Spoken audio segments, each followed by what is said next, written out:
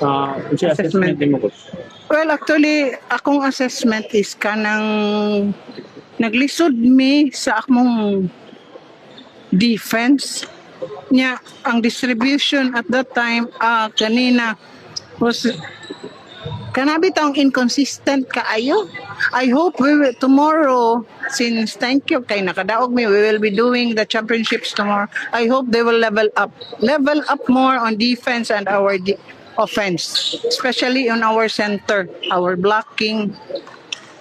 Sayang kayong kuan ba na may nadto ang duwa, sayangan yung kay ko. Did you expect, coach, na yung ato ang UC pa?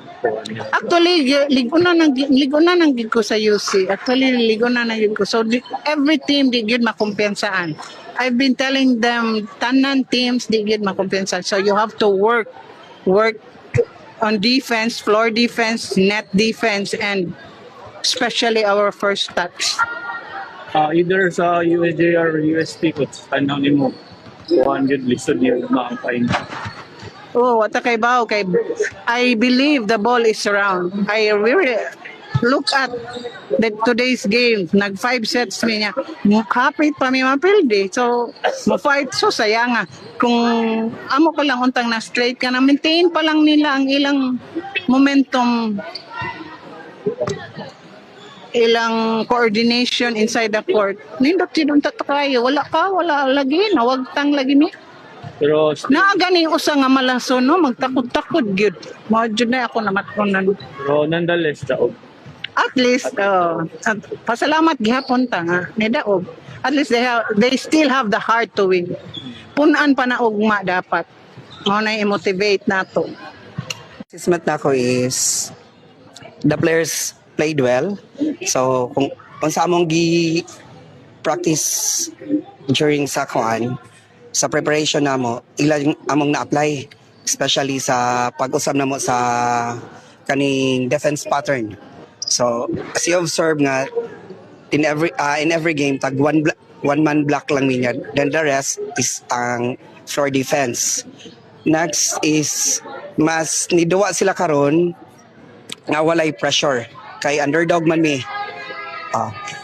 Kay during sa elimination round pildi man gyud mi sa kuan San Carlos for 3 sets. Nga karon nga sa semis, so nag 5th set mi, so it's a good improvement ang gipakita sa kuan. Better improvement jud ang kuan.